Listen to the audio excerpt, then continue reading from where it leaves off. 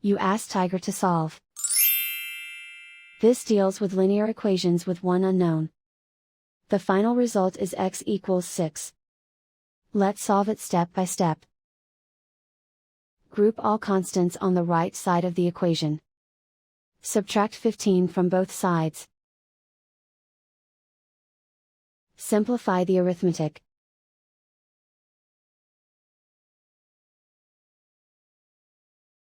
Isolate the x. Divide both sides by 8. Simplify the fraction.